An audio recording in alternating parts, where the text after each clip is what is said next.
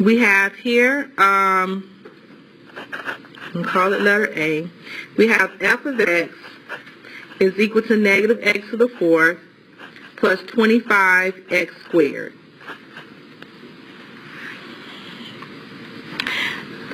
By the leading coefficient test, what is your degree and what is your leading coefficient?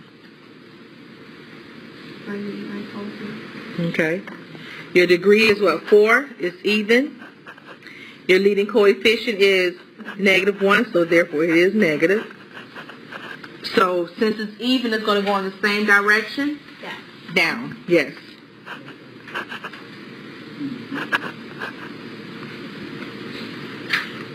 Let's find the intercepts, our zeros. We're going to set negative x to the fourth plus 25x squared equal to 0.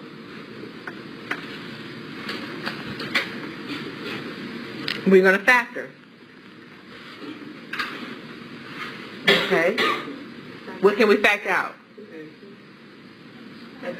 X squared, but negative x squared. You never want to have a negative first term. In order for those factoring rules to work, our first term needs to be positive.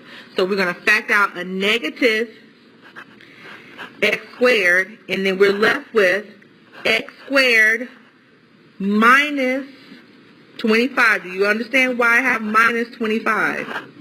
Because when we divide it, whenever we're factoring out that negative, those signs are going to change inside the parentheses. So what was negative becomes positive, what was positive becomes negative. Now, set each factor equal to 0. Negative x squared equals to 0, or x squared minus 25 equals to 0.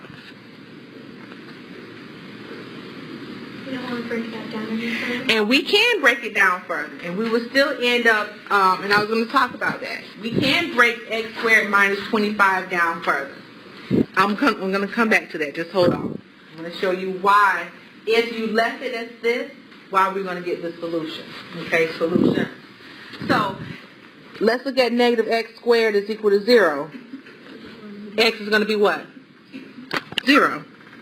There's no need for us to really go through all of that. Divide by negative, then take the square root. It's going to be 0. That's one of our solutions. X squared minus 25 equals to 0. We're going to add 25 to both sides.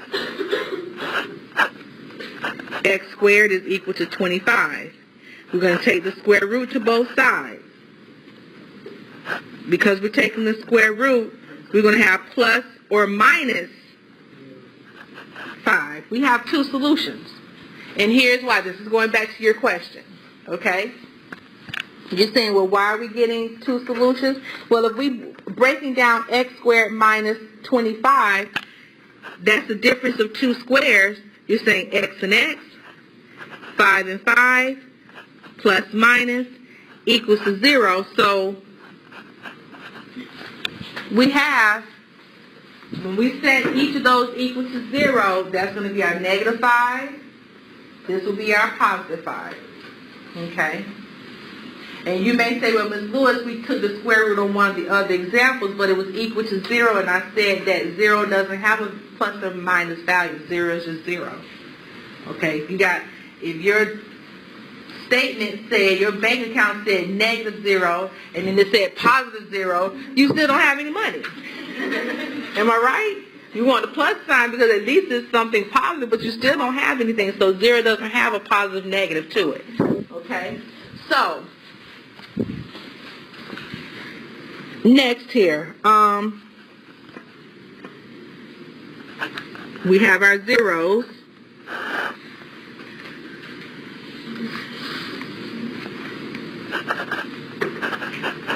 And we want to know, I'm just going to put multi for multiplicity, and then we want to know if it touches or crosses.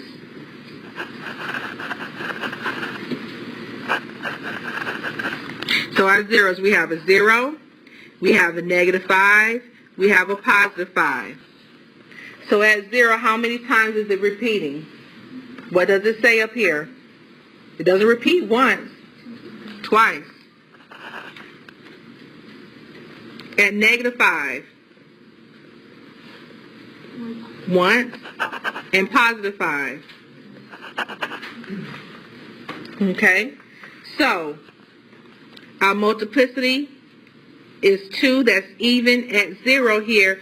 So will it touch or will it cross?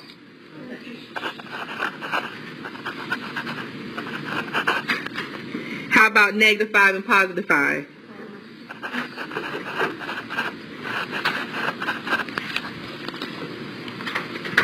Okay?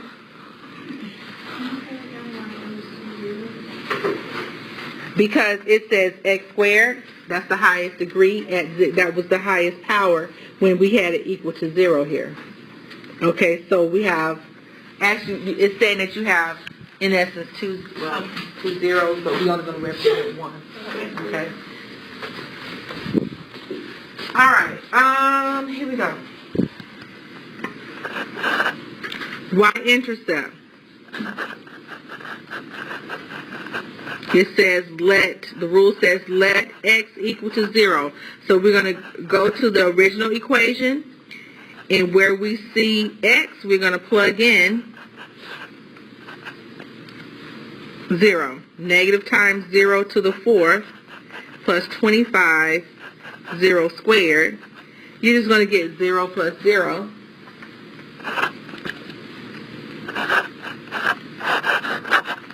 That's our y-intercept. So we still going to represent 0 because of the x-intercept here. Okay?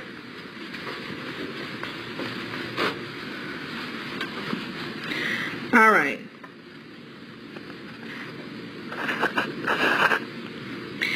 And then,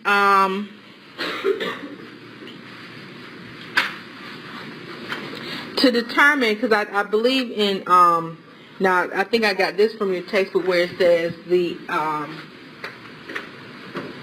determine whether the graph has y-axis symmetry, origin symmetry, or neither. In Math Excel, I think it said even, odd, or neither. Okay, it uses those words there. Okay, now going back to, and I want to say from your notes, I know it was section 2.2. Is it 2.2? Yes. Page 35.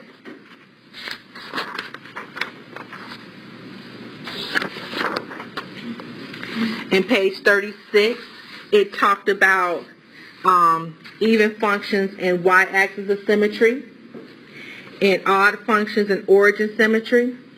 That was on page 36.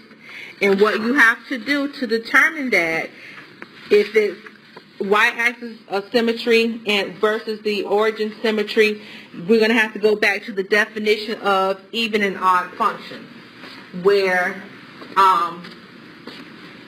it says that even or odd does not change if, well, let me say this, even, okay? We're going to replace x with negative x. And it says that to determine if the equations are even, then what's going to take place is that when you replace x with negative x, when you do all that replacing and simplifying, you're going to get the same identical equation. That's what this is saying. When we replace negative x with negative x, and it's odd, what's going to happen, here's the original question here, then you're going to get, your terms are going to be opposite of the original one. So if you want to make a quick note, page 35 and page 36, to talk about the y-axis symmetry and the origin symmetry. Okay? So I'm going to show you how to do that, and then we'll graph it. We have here, we're going to replace x with negative x. So you're saying negative times, where I see x, I'm going to say negative x to the 4th plus 25 times, where I see x, I'm going to replace that with negative x, and we're squaring.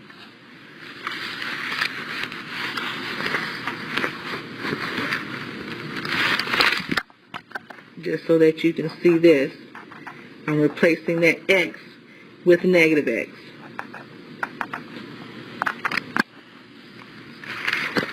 Okay, so focusing on your negative x to the fourth. What happens when you have a series of negative numbers, and we can say negative x or negative 1, and it's raised to the fourth power? We have a shortcut rule here. It's going to be positive. You got negative 1 times negative 1, which is positive 1, times negative 1, which is negative 1, times negative 1, that's positive 1. So we're going to have negative times, this is going to go back to x to the fourth power, this part here, because we're going to have still an even amount of x's, plus 25 times, well, we have negative x squared, that's negative x times negative x. That's going to give us positive x squared. So our answer is negative x to the fourth plus 25x squared. Well, did this question stay the original question after we replaced negative x with x, right? Okay? Or x with negative x. Sorry. So we have here an even function.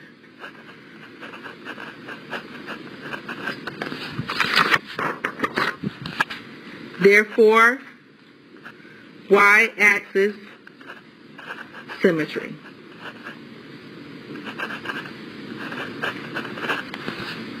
Meaning, when you're saying y-axis symmetry, fold at the y-axis, and then those points are going to touch. Okay, remember we talked about axis of symmetry? Yes. So it would be the origin symmetry? It will be the origin symmetry. Yes. Okay. All right. So, let's graph it. I have a small graph here. We're going to do another example. Go ahead. Couldn't you just, like, since you figured out that they were going to the end result if they're both formulas, couldn't you just have done that for that one? You probably could have, yeah.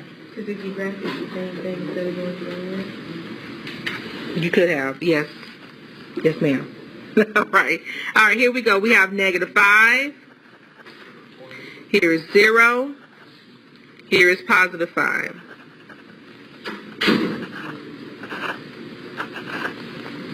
And it says here is going to cross at negative 5, and we know they're going to rise, they fall left and right. So something like this. Then it's going to touch 0, go back, and it's going to something like that. McDonald's. This is a rough graph here, mine. Okay. 2 hills. Just a little bit. Huh? Just a little bit. Just a little bit? Okay. It's rough, but you get it's negative 5. You get that. So when you fold that, the axis of symmetry, that 5 and negative 5 is going to touch, then the other points that we choose to identify will touch. All right.